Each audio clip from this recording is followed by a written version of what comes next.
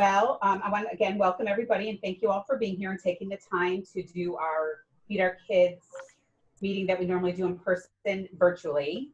A couple housekeeping rules. Shonda has muted everybody so that for the lack of background noise. So we won't have to worry about that. If you want to chat, there is the chat button on the bottom.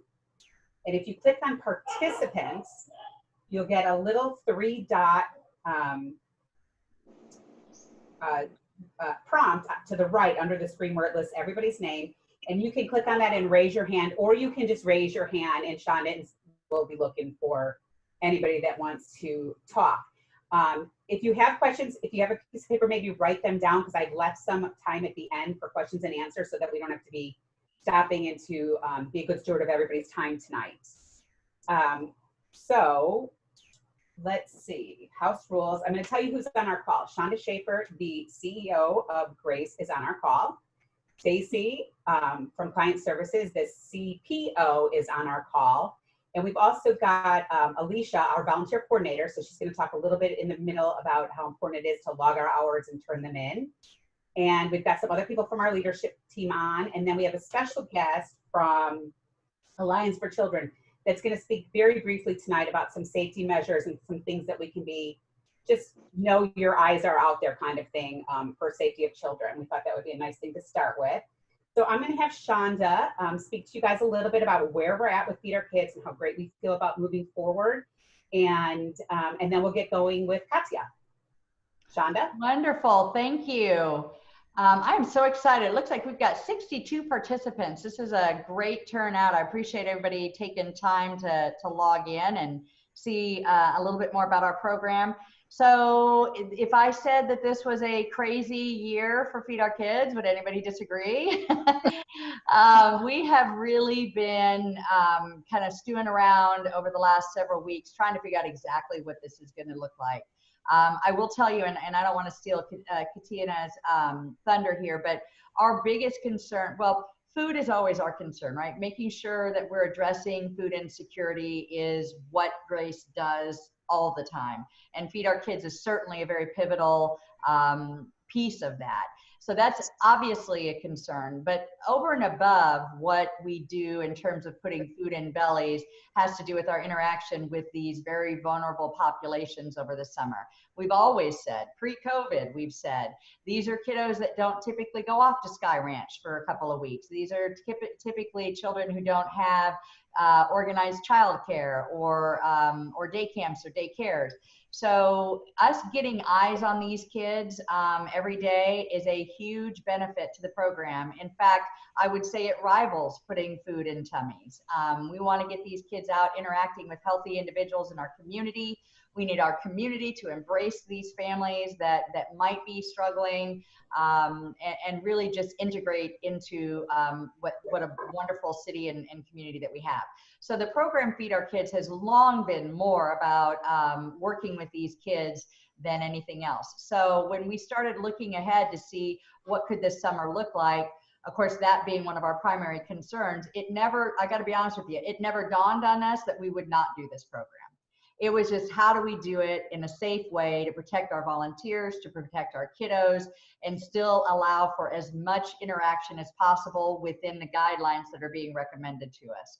So we put together the email and the letter that I think you all got, where we kind of talked about how we're going to modify for this year. And I'm going to let Lori go through all, she's got a whole agenda, I'm sure, and she'll talk about all of those things. But those were some of the things that we came up with. And I was just looking back to see, I can't even remember the date that we sent that out, but it feels like decades ago, right? Things are changing every single day. So there will be, I can almost guarantee you, there will be some more modifications. As we learn more, as our officials and our experts start telling us more about how best to keep people protected and how to deal with this whole virus, we will make modifications, and we'll have to do it kind of as we go. We're just learning as we go, all of us. So I appreciate everybody's patience in that process, knowing that we absolutely have everybody's health and well-being at the forefront. And on top of all of that, I'm going to encourage each of you to make your own personal choices. I have no idea what underlying health conditions you may have or personal belief systems. So all of the things that we're recommending are just that. These are recommendations. There are going to be a few requirements, and we'll talk about those. But as far as whether or not it's safe for you to come out or whether or not it's safe for you to participate in this program, I really want to leave that to you guys. And so there is no shame about saying this may not be the summer I can help, and we understand that. We'll make adjustments, and you will be welcome back when you feel it's safe to do so. So I just want to put that out there. I'm hopeful that everybody feels comfortable with the modifications we're putting in place, but if not, please don't hesitate to say so, and we will find lots of other work for you to do. We got lots of things that can be done from the safety of your home. So, so there are some other things that can be done. All of that being said, this is one of my very favorite programs always. I mean, it is a chance for us to connect our community together. We talk all the time about this isn't, and I want to kind of remove this from your thoughts. If you thought this was a program about feeding poor kids, that is not what this is. This is a program about making sure each one of our neighbors has what they need. And the reality is, and I say this to the elementary age kids when I go to talk to them, if you were sitting in the lunchroom and your mom packed you 2 peanut butter sandwiches and your neighbor forgot his lunch at home, you would share with them. And they would do the same for you. That's all this is. That's what Feed Our Kids is about. There are some of us who happen to have a blessing of having 2 sandwiches, and there are some in our community who don't have 1. So we're just going to share. That's all it is. I also encourage you to think about that when you're using or when you're working with your own children or children from the community. I think we do a disservice to them and to the children we're serving by making this anything other than that. In other words, I would strongly suggest you don't tell your kids you're going to the other side of the track to feed the poor kids. I think you're doing a disservice both to you and your children. I think you need to think about what we just said here. This is about sharing with your neighbor. Because the reality is these are kids that go to school with your children, and these are children who participate in all the sports that your kids do. So the last thing we want to do is draw a real hard line between them. So those are kind of my 2 cents worth. Lori, I don't have the agenda up. Did you want me to introduce, or are you gonna? Yes, okay, very good. So before I introduce our guest, I want to ask, is there any questions for me? And again, you can take notes and we can answer questions at the end. If you have a question for me, just unmute yourself because I'm not sure I got everybody here. Okay, all right, then we're going to go on, and I want to introduce a very special guest. And I got to tell you, I had a conversation yesterday with Julie Evans, who is the CEO of Alliance for Children. She called to talk about some of the issues that they're seeing. If you know Alliance for Children, they deal with the child abuse cases that come in through CPS and other ways. And of course, it would not surprise any of you to know that that is a very big concern in our community. And some of the things that she was talking about were so interesting to me, and the timing worked out well, that I asked if we could have a speaker to talk briefly to you about what's happening in that space, for lack of a better word. We'll talk a little bit after she's done about what we are doing at Feed Our Kids in this kind of arena. But I wanted to give some time for Katina here to tell you all about what she does and kind of what's happening in that space. So, Tina? Yeah, absolutely. Well, thank you guys for having me come talk to you today. I've always been so impressed with Grace and all the great work that you guys do. So I appreciate you letting me join me today. So yes, like Shonda said, I work with Alliance for Children. So we are the Children's Advocacy Center in all of Tarrant County. And we have a mission to serve child abuse victims in our community. And I know I have a short time with you today, so I could probably spend the whole time just talking about us, but just in essence, that's our mission, is to serve child abuse victims. So really just to give you some awareness, because we're all in this together. So it's not just us that are involved with this, all of us that have any sort of influence with children, it's our job to make sure that they're protected. So just to kind of give you guys an idea, of how this situation in our country has impacted this. I just remember as soon as spring break was over and we got the report that children will be out of school for the near future, I think all of us in the child abuse profession were just immediately worried that children would be at home with their abusers and would lose some of that protective factors with teachers and coaches and extended family members that would be their kind of protective eyes and ears during this time. And sure enough, really as soon as this shelter in place took place, we noticed just a dramatic decrease in the reports of child abuse in our community, which, just to be clear, doesn't mean that child abuse stopped and children aren't being abused.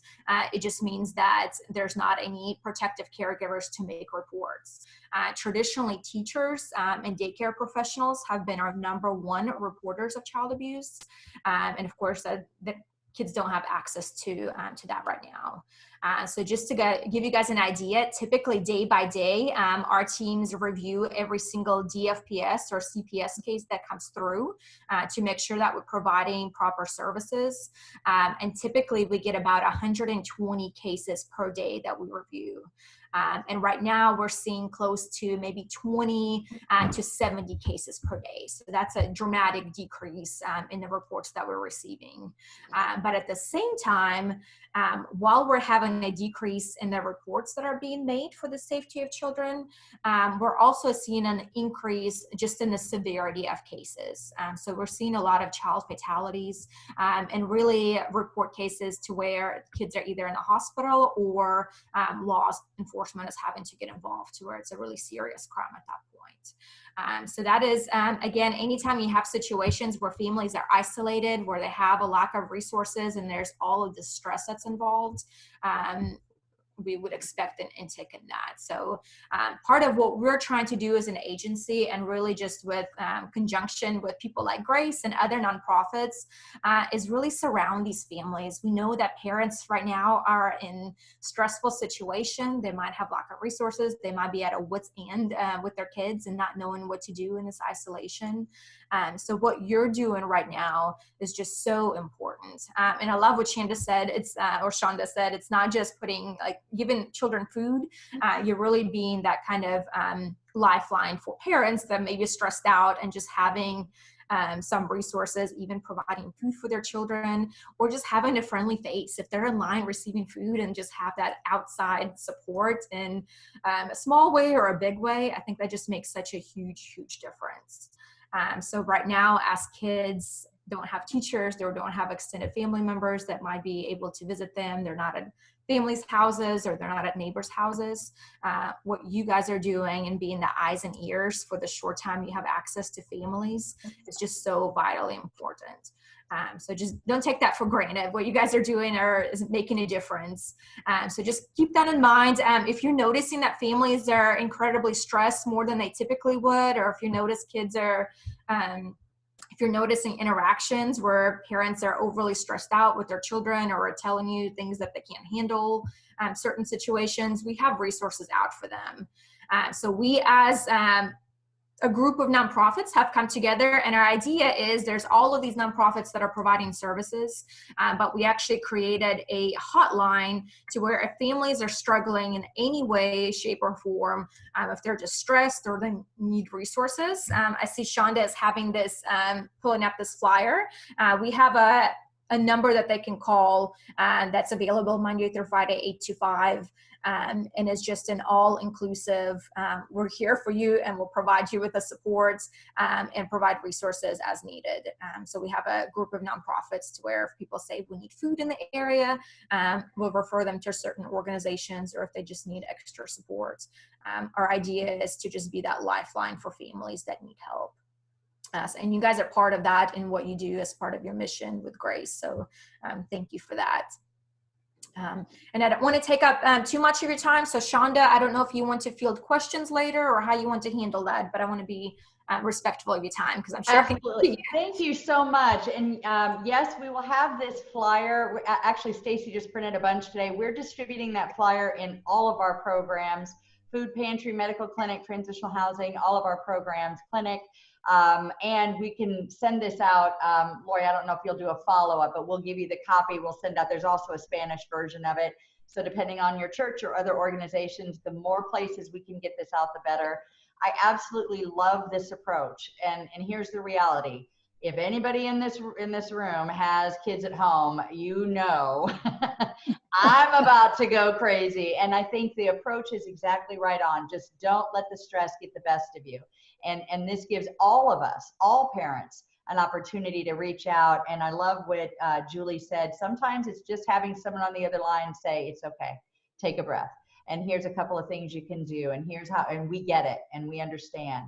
So what we don't want to do is make this out to be kind of a report child abuse thing. That's not it. As I understand it, correct me if I'm wrong, but this should be given out as a safe way for parents to reach out when they're just a little bit stressed and need, I mean, the idea is that you're intervening early enough that this is a stressful situation. We all get it. We're going to intervene and try to provide and surround supports for all of us, all parents, all moms that are going crazy right now could probably use this. Would that be correct? Am I saying that correctly? Yes, absolutely. It's really as a way to say like, we're all in this together, and this is a community effort to get through this time, and it's stressful for all of us. So we're here to provide support. Absolutely. So we will get, I'm seeing a couple come up on the screen. We will get that PDF out in the follow-up materials for everybody who received our original notice. You'll get that. And there is a Spanish version as well. You're welcome to post those or give them out at churches, whatever. The more people who get them, the better. And then I want to just briefly, before we lose you here, talk about the what if. You are in a position to be seeing children. In some cases, it would not be unusual that we've seen children that might appear either neglected or maybe even hurt or harmed. And we have a protocol in place here at Grace, and we have used that before. First of all, let me say this. If you feel like a child is being harmed, then you absolutely should call 911. And I don't care if you're on Feed Our Kids program or anywhere else. That's just a given, right? I mean, if you think that somebody's in danger, you would do that. So I'm not superseding that. However, if there's a question in your mind, if there's something that you think, I wonder if, then you should feel very comfortable in calling Stacy or me or Lori. Stacy has a big background in this. She came to us from the Parenting Center, and so she's got a lot of experience in dealing in this this area, and would have just the right questions to ask and kind of sort through. And again, we would never stop anybody from calling in authorities, but at the same time, I think if you talk it through with someone like Stacy, she can help to determine, you know, if this is something we should get involved in or whatever. We're obviously always going to err on the side of caution, but we're not expecting you to be trained or in the position of a mandatory reporter.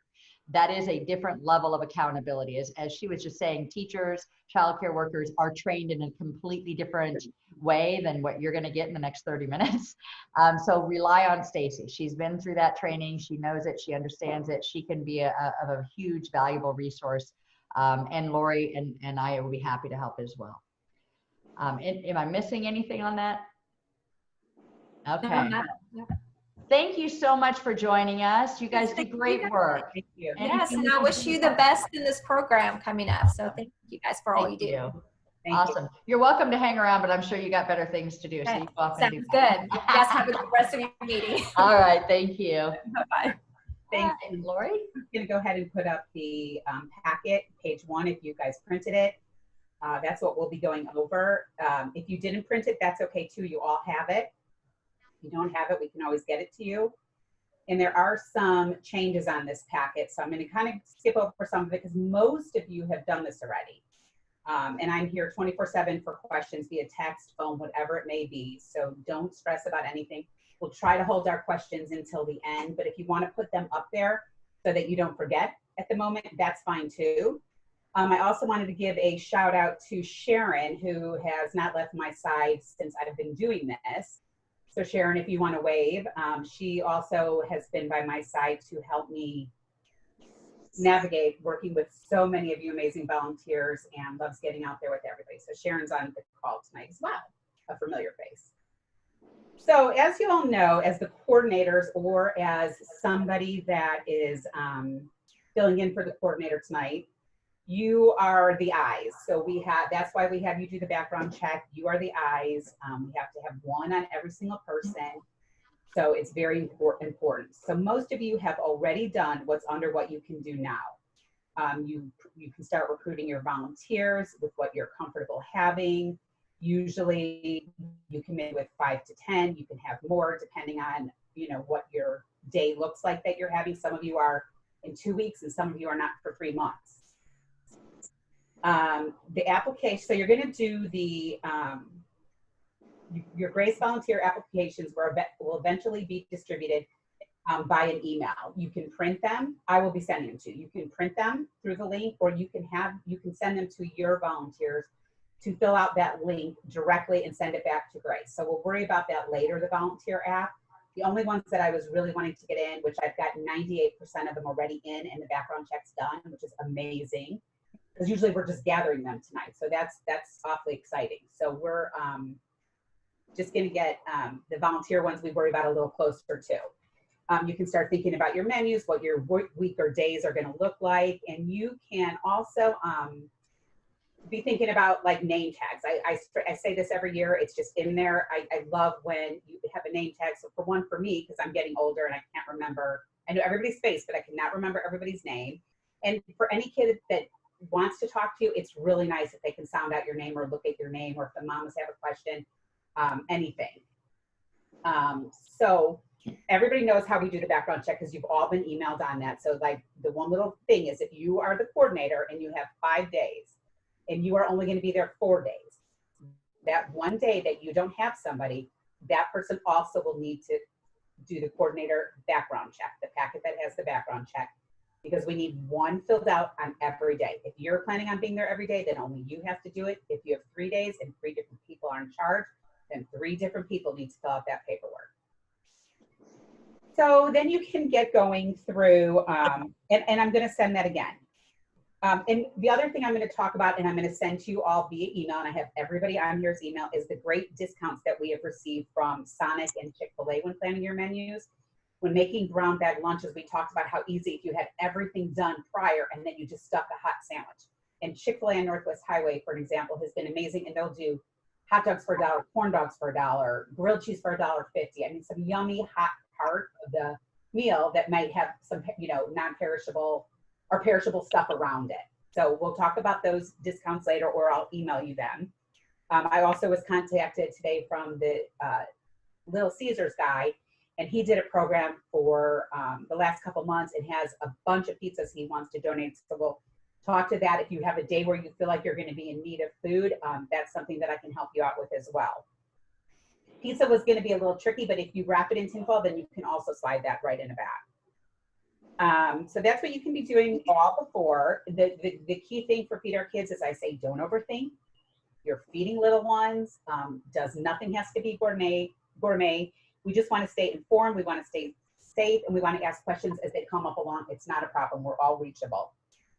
The Feed Our Kids will use the same format that we will feed from 11:45 to 12:45. We do this because the roaming of children was tremendous years ago, because they could go, because some groups started at 10:30 when they got there, and kids would go here, then they find out their friends were over here.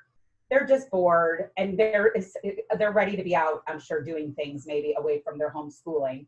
So just if we start the serving, you can get there early for your setup and to clean off your tables with the PPE we're going to provide, but you're going to start serving at 11:45 and you're going to be done serving at 12:45. We're not going to have to talk about the school buses this year because we're not thinking that's going to happen.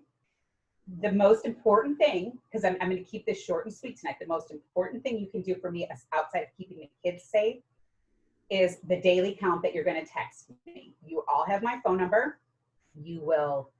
It's right there on the screen. You can plug it in your phone now if you haven't already, so you have a direct line to me. And every day, as soon as you are done, or when you get back to your house, you will send me the total that you served that day.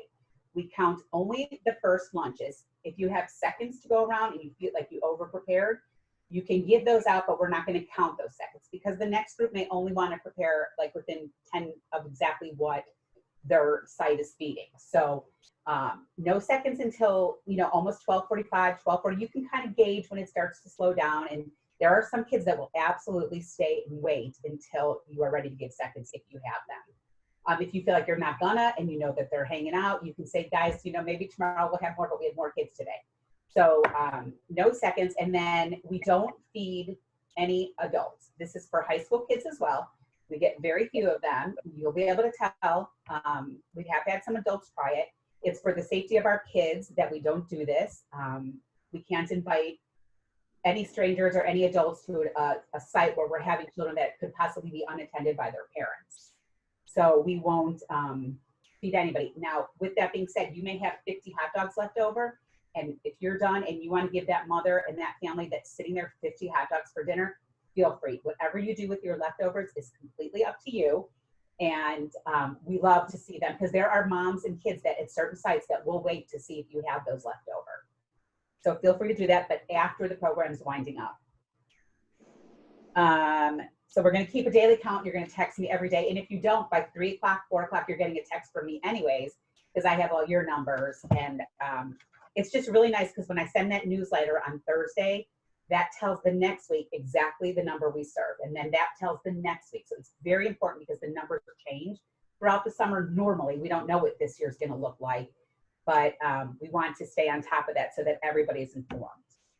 Okay, so I have Alicia on here, who is our amazing volunteer coordinator, and she's going to talk to you just about the little bit of importance of why we fill out those volunteer forms and why we log those hours. So Alicia? Yes. Go Hi, ahead. everybody. So good to see you all. So I know that a lot of y'all on here are not volunteering for the purpose of getting hours. However, it's still so important that you track your hours for us. We submit those hours to get certain grants, as well as the number of volunteers that we have. All of those numbers are so important to us. So in order to do that, we need to make sure that everybody has a volunteer application filled out. I know that all of the coordinators have already filled those out, but make sure that everyone volunteering with you has also done so. As far as turning in the hours, you're all going to have an hours log that Lori will give you in the coordinator folders. Just make sure that you either bring that up to Grace. You can email it to me or fax it to me, however you want to get it to me. There's so many different ways. I'm sure that Lori will give you all my email address if you have any questions about that. Let's see. It's in the packet a little bit above. Yeah. That's okay. And then another thing is if for some reason you're not able to track each individual's hours, just make sure that you're at least submitting an organizational amount of hours. We obviously prefer to have both, and we really want to make sure that we get the individual hours. But if for some reason maybe somebody or a few people didn't log their hours that day, try to submit like a estimate for the organization on that day. There is a question from Hillary. Do you see that, Alicia? Let me see. That looks like one we might want answered now. Sign up Genius Silver account, which automatically. Yeah. I think that that's fine if that's how you want to. Oh, sorry. In case everybody can't see this question, Hillary asked if she can use a Sign Up Genius Silver account, which automatically calculates volunteer hours, as long as you have the names of the volunteers attached with the amount of hours that they worked. I don't see a problem with printing that out and us using that as a way to track the hours if that's easier for you. I think I tell people I provide you with the volunteer log, but people forget it or it gets lost. As long as you're writing it down, the time in, the time out, your name and your organization, which I'll put in our reminder before we start the whole program.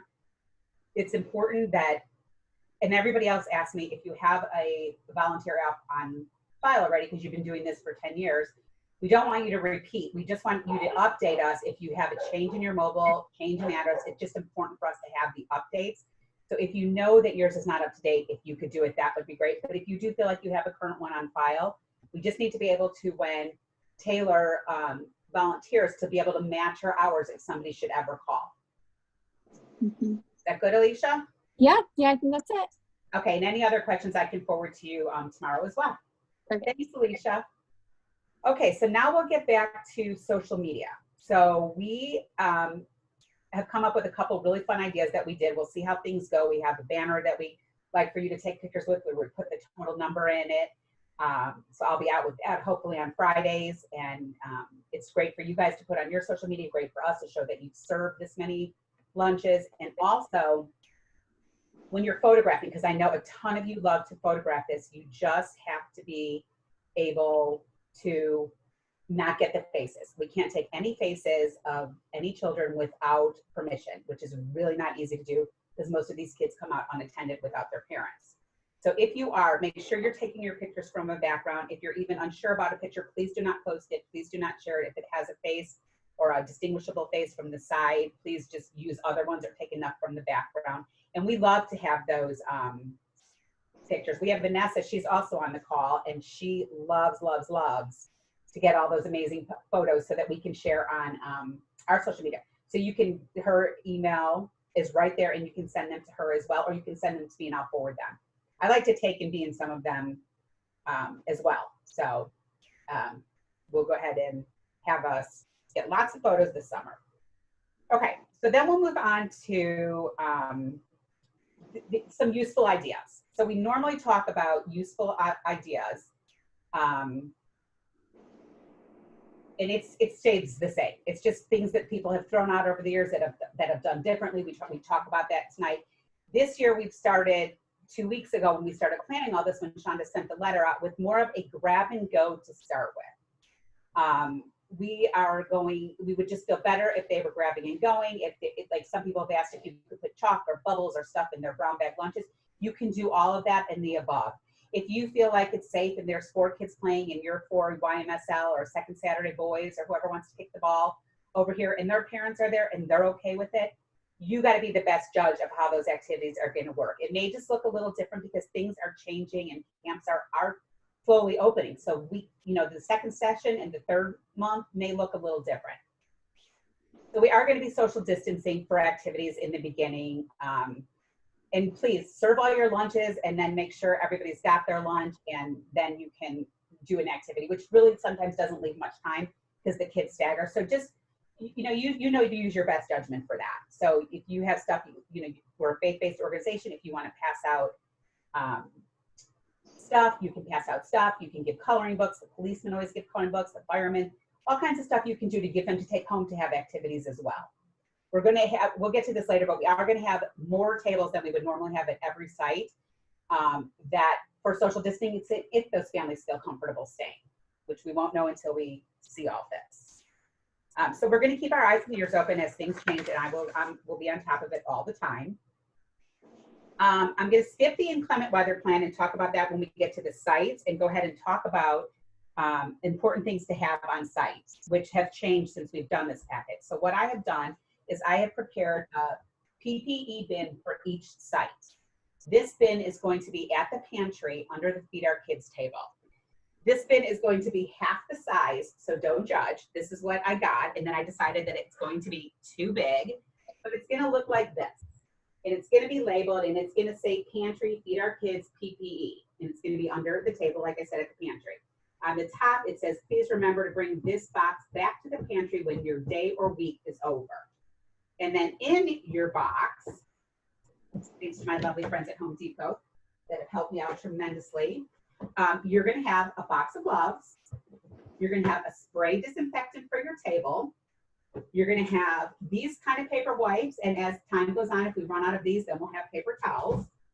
You're going to have a bag with probably 15 to 20 masks. It depends how much we can get our hands on. We are asking that if you could have your volunteers get their own mask for now.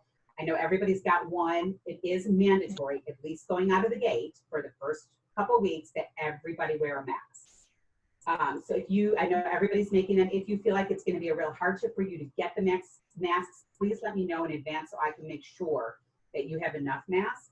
You're also going to have a thermometer. This is a very fancy thermometer. I'm not sure what thermometer we're going to have yet, but you are going to have a thermometer so that you can take your volunteer's temperature, or they can take it at home before they leave. And if they give it to you, maybe just put it on the login sheet if you want, or whatever. You don't have to make a big deal out of this. We just don't want anybody out there that doesn't feel well or might have a spike in fever. And that is going to be a little difficult because it gets really hot really fast.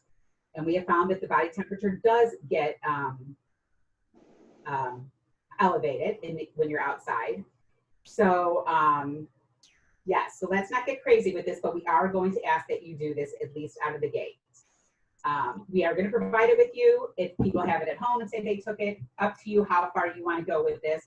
And then when you're done with your week or your day or your 2 days, you're going to bring this back to the pantry. It'll be under the Feed Our Kids table where I will restock it and make sure it's good for the next person or the next week.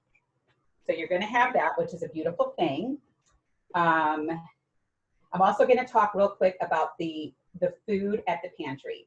We had a ginormous donation come in from Compass Church of strictly Feed Our Kids stuff. So those of you that are new and those of you that have been before know that I keep a table at the pantry so that when people overbought or had too much of, or people just donate food because they can't actually adopt a day, they will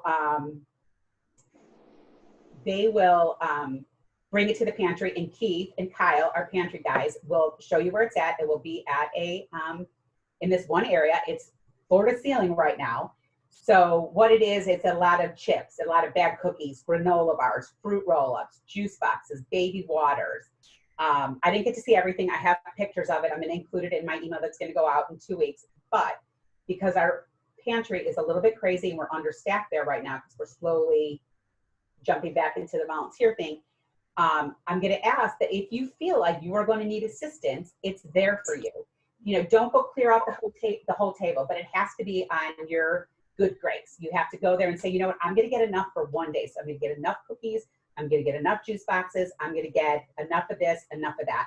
And then give it a little time. And then if you want to come back, because things will start building at the pantry, you can come back and get more.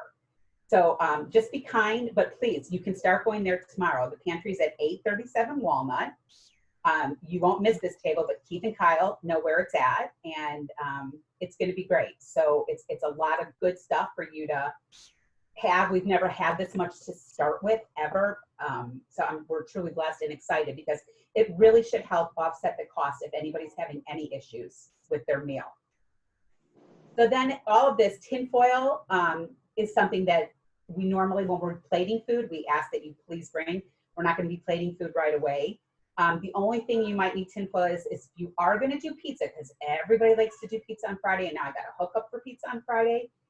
It doesn't have to be Friday, but I have a hookup for pizza. You could put that on a paper plate and wrap in tinfoil, or you could wrap 2 pieces of pizza on top of each other in tinfoil as well, to be able to stick in a bag. Trash bags. Trash bags are imperative, large black trash bags. You can tie them up, even though kids may not stay eat, they'll eat and they'll drop stuff as they go. We just like to keep our sites as clean as possible. We have the Boy Scout method, ethics, and we leave it as not cleaner than when we got there, because they're just great that they lend us all these lovely places for us to have the Feed Our Kids program. You know, Band-Aids are never a bad thing. There's always a little tiny one that falls and scrapes his knee or their knee, and it feels good to be a mama. So if you have Band-Aids, it's always nice. They love to have that. We've seen it. We see it every summer at every site. Makes them feel good if somebody could, you know, make their boo-boo nicer. There is the emergency protocol. Shonda talked a little bit about there. Always call 911 if there's emergency, and then call me directly on my cell phone. And then I will call Shonda and Stacy. Always call 911 first if it's an emergency. Don't even think about it. Call them. We've had this happen. This is the way we do it. If I am ever out of town or not there, I always make sure that Stacy and Marcy at Client Services have the person for you to call. I would make sure. I'm not going anywhere this summer at this point, so that will be the way to call. So all of you, again, if you don't have my cell phone plugged in, there's your way to plug it in. Cleaning supplies will now be your PPE bins. Hand sanitizer, we also have not got enough with the grab-and go style food for the beginning, at least. It's more for yourself. So if you have some, we'll try to get some, but it's really hard to get your hands on the hand sanitizer. But it's going to be more for your volunteers, but they're also going to be wearing gloves. So the hand sanitizer would probably be the one that you're keeping in your purse or in your car already. So the other thing on this, in our packet, the bottom line here says it never hurts to have 2 extra loads. That got written wrong. I ask that it's super mandatory, especially if you have the whole week, to get peanut butter and jelly. And I'm thinking maybe this year we used to be able to help with peanut butter in the past. Maybe we can help with that this year. And if you don't use it, you can always put it back as long as it's not open. But there are days, because we never know who's coming out, that you may run out of food, and it just feels bad. And if you have peanut butter and jelly, say, hey, look, we're out of food, but we have peanut butter and jelly sandwich, and you give the child the option, it feels much better than telling them no, or that you're out. I mean, I see people hurry up and pack up their stuff and leave because they're afraid to like look at a little child and not give them a sandwich. So it's really, in my opinion, it's mandatory. It's not expensive to have a loaf of bread and a generic brand of peanut butter and a generic brand of jelly, and it has happened. We won't know until we start getting those tests daily and making that spreadsheet of exactly how many people we are feeding per site. So that is that. And then the other thing with the numbers of food, the last thing, which we're going to talk about after Feed Our Kids, is the Grace Grocery giveaway. And it's going to be Thursdays at Outreach. So if you are Thursdays at Outreach, or you have a Scrivener site or the New Grace Maine, the pantry site, your numbers could be inflated on Thursdays. And it's because that's where that's where the grocery giveaway is going to be. It will alternate at 1, and it will stay at the Outreach Center for all 11 weeks. So all outreach people know that your numbers will 95% be higher on Thursdays. And that's why maybe you go to the pantry tomorrow to grab some of that stuff so that you have it for when your numbers may be inflated. Okay, so that's a good thing to know. Juice boxes are my favorite, but the small waters are good, but they're expensive. We got a ton donated today.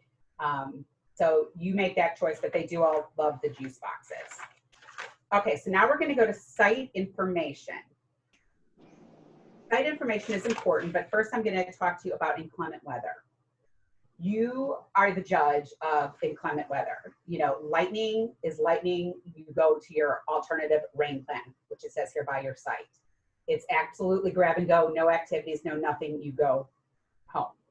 Rain doesn't kill anybody. A lot of the kids will, especially at the pantry site, they can see the pantry, so they will peek out to see if you're set up over there. There is an awning, and you can stay out of the rain. You would limit your volunteers if you know it's going to downpour. But really, unless it's lightning and hailing, there's no need to take it inside. With that, we do have a rain plan for each site, and we'll go by each site with everything else. But I just wanted to tell you that you are the judge again of the weather. Look at your app earlier in the week. Plan your lunches around the weather. So if you're planning on something that's a little more fun or more expensive to make, try not to do that on a rainy day where it looks like it may rain, because sometimes it's a washout. And then you're donating the food to the pantry for the families to take the rest of the day, or you can put in the refrigerator to give out again. And then the non-perishable, you could take back out of your bags. But there have been days where rain is a complete washout. It doesn't happen very often in Texas, but it has happened. So let's go ahead and start with going through the site information. Most of you know all this. The Scrivener site is Old Grace, Maine. You have that big, beautiful gazebo, and you're going to have 6 total animals there, plus the one that's under the gazebo. The lunches will be served under the gazebo. Again, if you use your judgment, if it's lightning and thundering and hailing and you need to go, but rain, the kids will run up, or cars will drive up, and they will get out of their cars, run and get the food, and all will be good. Also remember that when you do see cars drive up, especially this year, it's important to know that these are not people that are driving from out of our area. And if they are, they're using gas that they don't have, most likely, so that's usually not the case.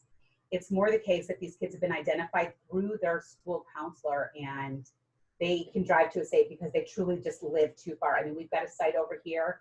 We've got, Silver Lake. We've got some sites that are not right on walking distance. So when you see that, don't go to the bad. Always just know that those are kids that don't live close enough to walk, or especially walk unattended.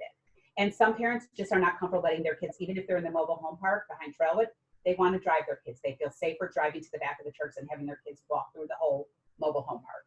So just know that. That's just a little side note. The Outreach Center is huge. It's got 5 very large picnic tables. It's all shaded, so no tents need needed there. I just lost her name for the outreach center.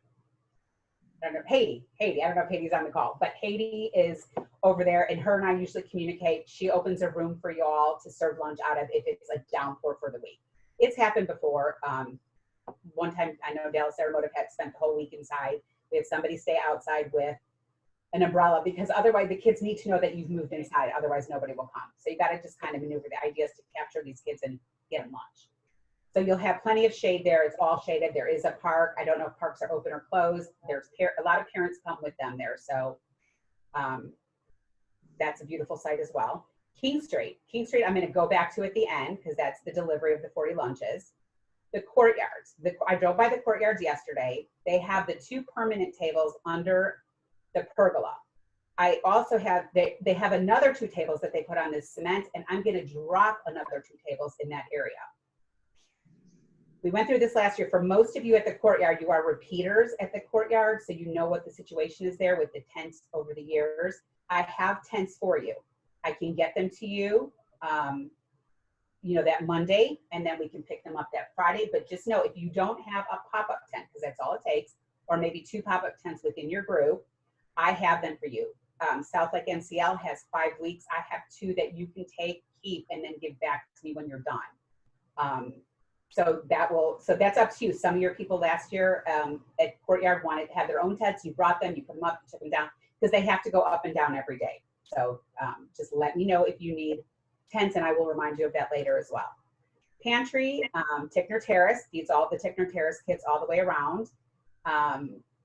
There's going to be there's usually 3 picnic tables. This year we're going to have 4 picnic tables in addition to the serving tables. We're going to have 4 there and 4 at the 121 site. So we're going to up the tables for the site, for the idea of that the families that do stay can social distance. So that's why we're going to put more tables there. Not a big deal. Tickner Terrace, you have everybody at your hands there. You're at Grace Main. Like I said, the rain could be right under the canopy there. The kids do come. 121 Church, you will have shade structures also. They were wonderful enough to provide us a storage bin right in the back of where the site is. And so you just open that. It has a lock that just hangs on it. You pop your tents. Maybe it's a day where it's super sunny and you want to pop all 3. There will be 3 in there. Or maybe it's cool and breezy and it's delightful out. In June, we've had that. You can choose what you want to do to make that site comfortable for yourself. I will also say that I will send the map out. I'm sure most of you know where all of our sites are. The King Street drop, for anyone, I know there's a few of you faces I saw that are doing King Street drop, is where we drop 40 lunches off every day. We have gone back and forth with trying to get in there and helping these families and giving them, bringing them a better lunch other than just a drop lunch, but there's just no parking in there. Their street is their driveway, is their walkway. So we've tried.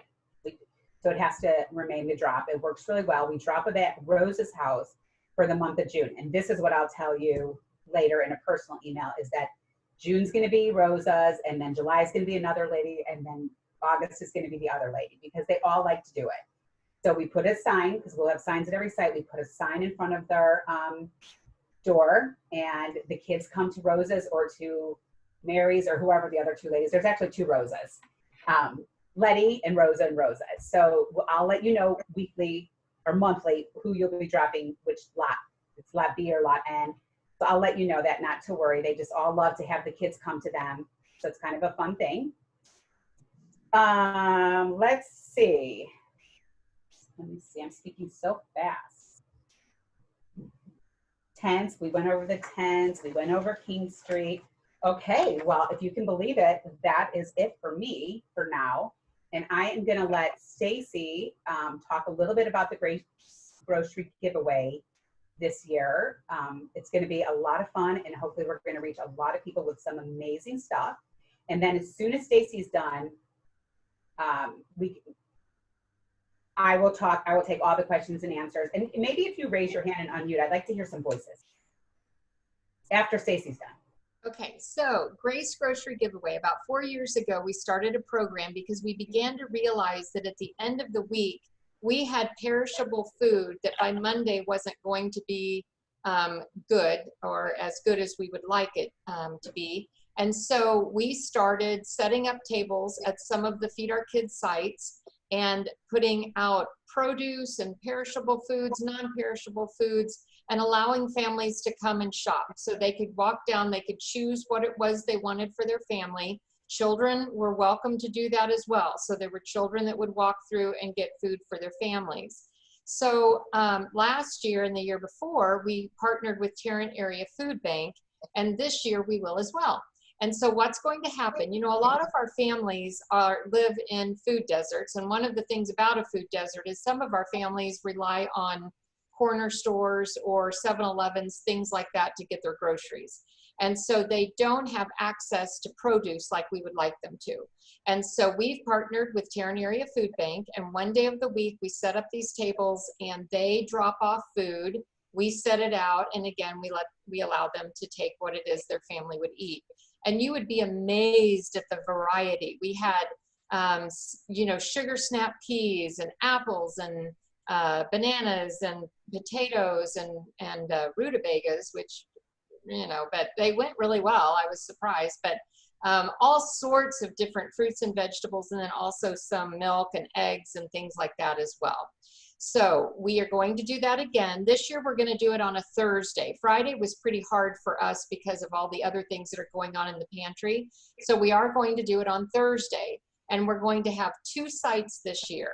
So the outreach center is going to consistently be a site. So every week of the summer that we have Feed Our Kids, on Thursday, we will have the outreach center.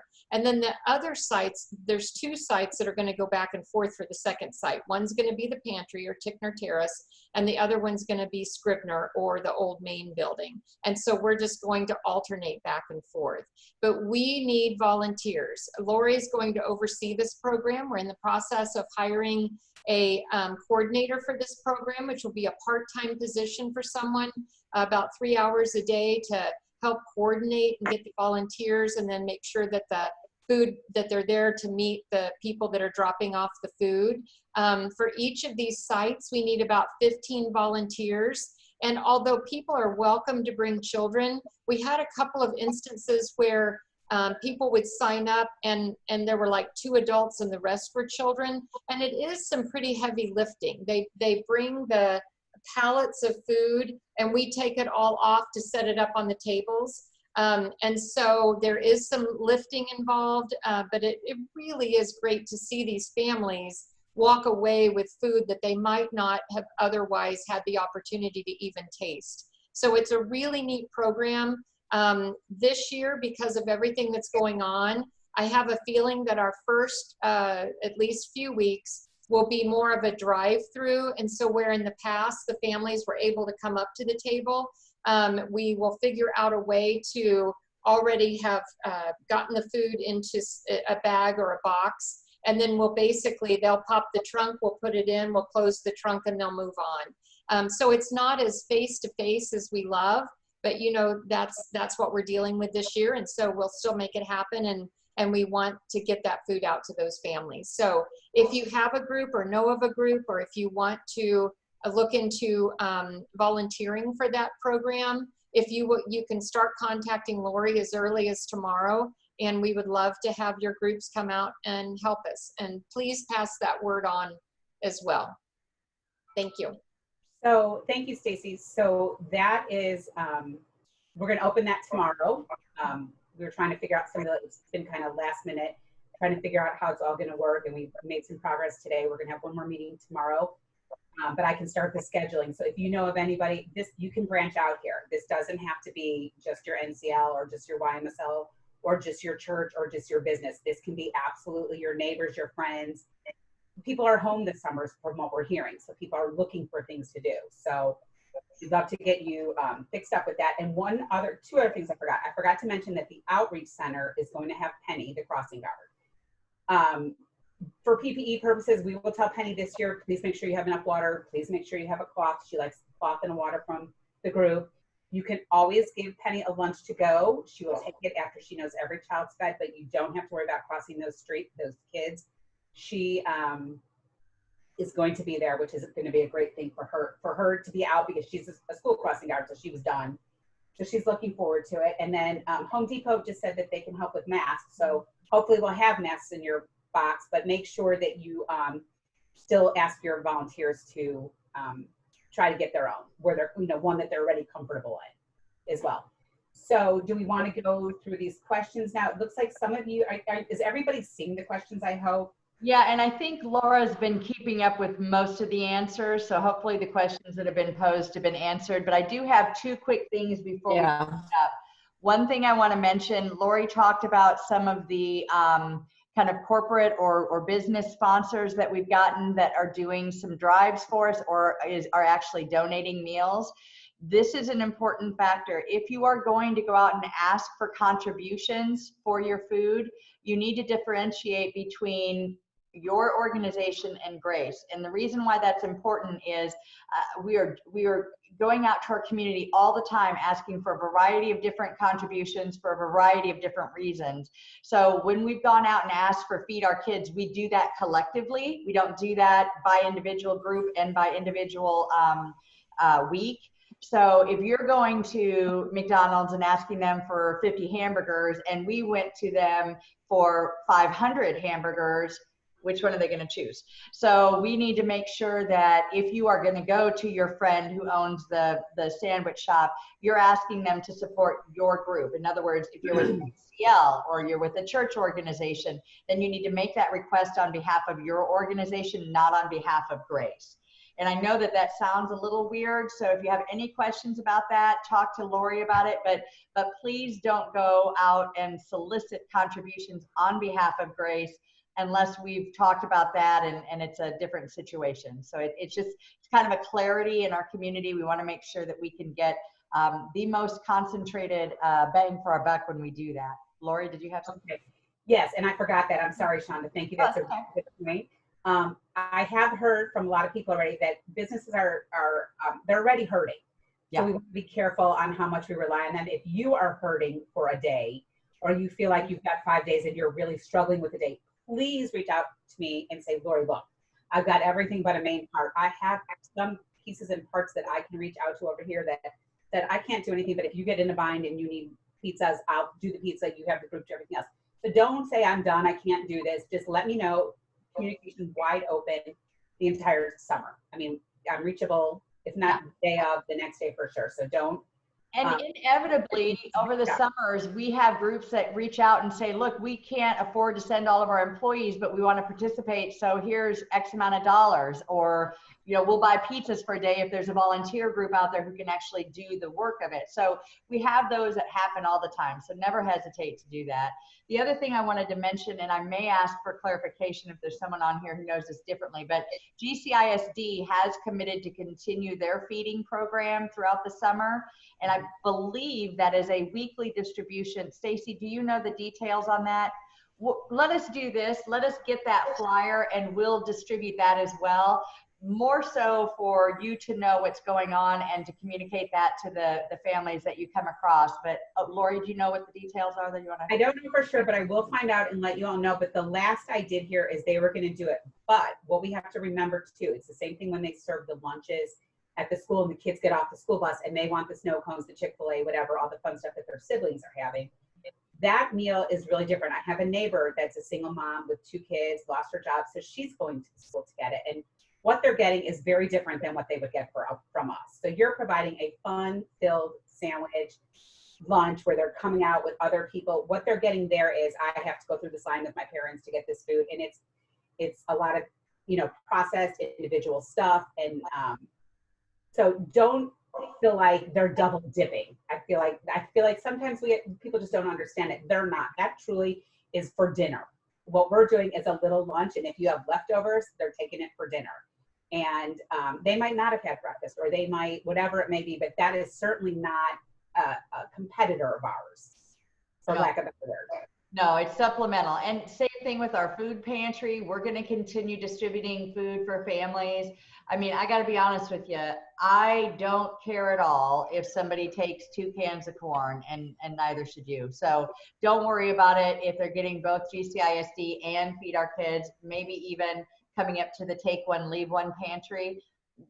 These families will take what they want or what they need when they need it, and we're just not going to get caught up in the who gets two and who gets one. It'll work out. Sorry, Lori. No, that's okay. And then the pantry food, again, like I said, be on your best behavior, basically. Like, don't take enough for 5 days. If you feel like you really need it for 2 days and it's there tomorrow and you want to go, and then you pop by there next Wednesday and half of it's gone, that's the only way we can do it, is everybody just take what you need, take it and use it. That's what it's there for. We need it to be used, and he needs the space cleared up. So I really do want you to try to think ahead of that kind of non-perishable food items that you can go and grab and stick in someone's garage for now, because he needs the space in the pantry as well. Hey, Lori. That table's going to be there so that at the end of your week, if you overtook, or you have extra chips or granola or fruit roll-ups or pudding or stuff that can sit on the shelf, you can bring that back. He will have bins at that time that will be on that shelf when all that food moves out, and you can leave it for others. It's just a nice way to help each other out till the end of the summer. So. Okay, we got a question from Deb. Deb, you got your hand up. Do you have a question? Oh, Yeah. Hold on, unmute you. I saw Deb's question on here. Deb, go ahead. Well, I think I have a different question. Well, maybe it's sort of all in the same vein. So thanks, you guys. It's so great to see everybody, first of all. Miss y'all, and we're so excited to do Feed Our Kids. Can't even wait. But, so when I was originally imagining it this summer, I was wondering if our regular menu of things like barbecue sandwiches and hot dogs that we grill at the church and things like that, I thought maybe would be off the table. But it sounds like as long as it's still the prepackaged, put in the bag and distributed, Yep. You guys are still comfortable, as long as we're comfortable executing those meals in a way that we feel is safe. Right. Which you guys, Is that my understanding? most everybody already does. So more so than having the meat in the crock pot and then having to touch the bun. Yeah, totally. And then And so this way you have it just ready to go, which you guys Right. do always. right. And so in that case, then we don't have to just serve fruit cups. I mean, I'm big on having fresh fruit every day, and that's still a-okay. We would wash it just like we always do, and Mhm. it's in the bag, and it's good. You guys are in the second phase is what I'll call it, because you're in the middle Yeah. of summer. So things could change by then, but for now, don't plan on having a buffet. It's just No. It's Yeah. they're bags that we can. Okay. Perfect. All right. But one more thing, Sure. you are saying activity is allowable in the sense that if we feel comfortable having kids be there, if we feel comfortable with how it's going, then that's okay. Yeah, the idea is that we are feeding kids. We also have always taken the approach that we're getting them out of the house. This may be the only pressure they get throughout the day. If you've got youth groups, kiddos that want to interact, I mean, the governor's saying we can interact. We don't ever have 25 kids. We don't Yes. ever have 20 kids, really. And, Right. some of the groups will play kickball and stuff, but it's 10 kids. It's never a massive amount. I feel like if you have that there, I mean, I don't know that it might be scary if your kids are playing soccer with masks and gloves, but it is sort of the new norm for now. But maybe by mid-July or early July, that will be done. So we'll still take it one day at a time. But there are some groups that have said, I would like to just give bubbles. I would like to give coloring books and chalk. You can do whatever you want. The idea is we're feeding kids, we're saying hello, we're giving them some interaction. And if you're not comfortable playing with water guns or, any of that initiative, it's okay. It's okay. Right. I will Okay. say that we want to go on the more conservative side of things. Sure. So I don't think 60 kids in a bounce house is probably going to be what we want, No. right? Yeah. No bounce. So we want to, if you're looking at activities, I would say lean towards the things that allow for the social distancing, even if the governor decides that 6 feet is too far or whatever. We Yeah. know that that's generally a good rule. So let's try to stay as conservative. I'm not saying we don't do activities. That's not what we're saying at all, but let's just look for the things like sidewalk chalk and baseball Absolutely. and things Okay. that allow for that distance. Yeah. That's all. That's really. And then that's Deb, great. you said Yes. about the background checks. You had a question about background checks? No? Me? Yeah. Not me. No. My last question was, do you have an ice cream truck hookup if we wanted to send the ice cream truck? I don't. I see Carla's. Okay. She is going around. They are out there because I've been seeing them. I will get Yeah. you.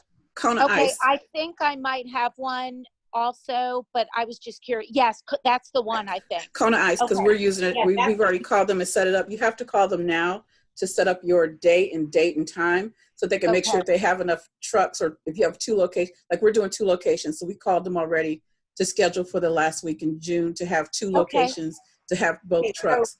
And they're serving it. They're not letting the kids come up to the truck and serve themselves. They're actually serving it from inside the truck. Okay. So Do you know that's what how they're much doing. it is per Correct. kid? it was I think she told me it was $1.50 per cone. That's perfect. Okay, thank you. So Deb, we used to have a direct contact. One of our employees used to own one of those trucks.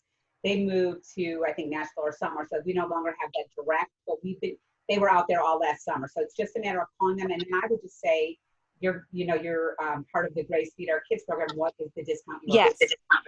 Lori, Okay. I'll send you that telephone number. And then I'll I'll share send you the telephone number for the ones that we use, Lori. And if you pass it along to me, that would be awesome. Thank you. I will pass it along to everybody. Okay, so the background check. I'm seeing I a did lot have of one background check. thing that I found out. Okay, I did have one thing that I found out. Go ahead, Carla. What I found out, because we're buying stuff from Grace. Not from Grace, not buying from Grace, from Sam's, to make sure we have enough stuff. Sam's is limiting items on some of the items that you can buy, like fruit cups, those kinds of things. They are limiting that, so you do have to start purchasing that stuff. Like you can only get 2 packages of fruit cups, of 16 fruit cups, or 24 fruit cups right now. First, we got lots of stuff. Go to the pantry first. That's what we're gonna do. But I already started buying stuff because I asked them a couple of weeks ago. So I've already started buying things little by little. But for anybody else that has to go to Sam's, check with Sam's to see what they have in stock, because they are limited on, like, trash bags. You can only buy 1 package of trash bags. You can only buy 1 package of paper towels. No. So there's certain things that you can only, it's limited quantities. So just be mindful of that as you're shopping and buying stuff, because that's what I found out, like I said, about a week ago when I started purchasing things.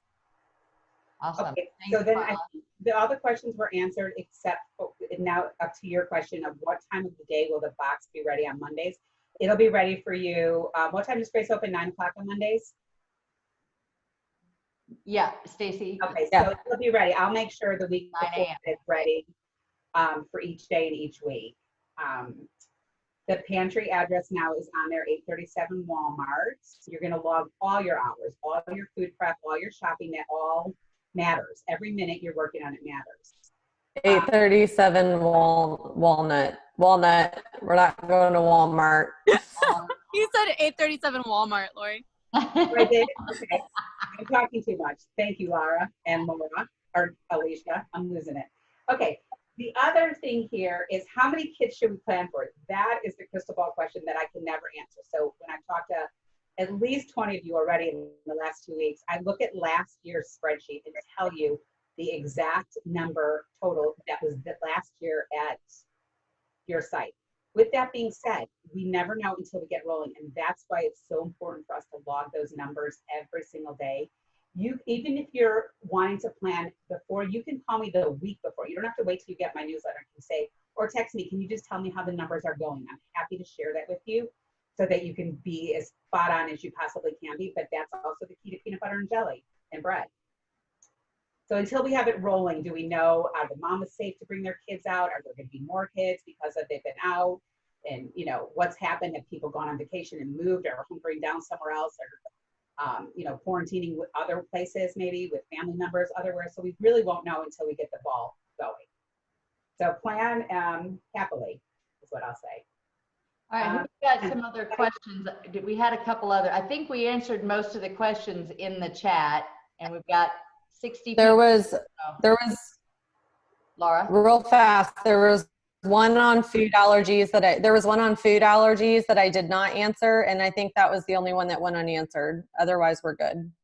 Okay, there's one that says, is there a limit to the number of volunteers at each site? And there's one on social distancing. I answered those. Okay, It's just the one on food allergies. So tell everybody your answer, or say it just so I know it. So with volunteers, we just want to make sure that everyone's maintaining proper social distancing. I know some sites have more children in general, so you might need more volunteers at that site, but just please continue the social distancing protocols that we've already discussed.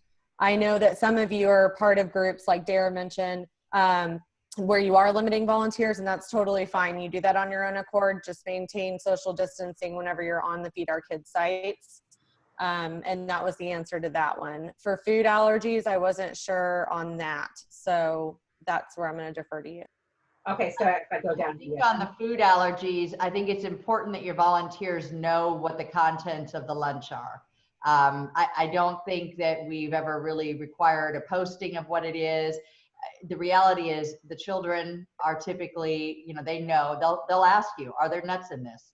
Right. So just make sure your volunteers are prepared to be able to say what the contents are, especially if it's a homemade item. If it's packaged, we can certainly help them with the package reading, but for the most part, that's not something we've been able to. Go ahead. I get that question a lot, and the answer is just what Shonda said. Those kids know because they're already schooled in it in school for the most part. And if they're that little, then usually their mom's there and says what's in that. It doesn't happen very often, but I do say try to steer away from nuts because that is a hidden allergy. A lot of these kids are young. Most little ones don't even like nuts in their cookies. I don't think they would rather just have a chocolate cookie if you're baking. So I would just try to stay away from nuts, but I wouldn't, it's not, if there's nuts in it, we're not responsible. It's okay, they ask. It's the same thing with the cultural thing, with the pizza. We have pork on the pizzas, there's sausages, there's pepperoni. I always say, let's go cheese. It's easier, but if you want to have some pepperoni for the kids that love it, it's fine, but you don't have to not do something. Also, it says here, the schedule is going to be sent out. If you are interested in the Grace Grocery Giveaway, and all of you are going to get all that information from me, I'm going to be sending out an email by the end of the week that explains exactly how we're doing with that.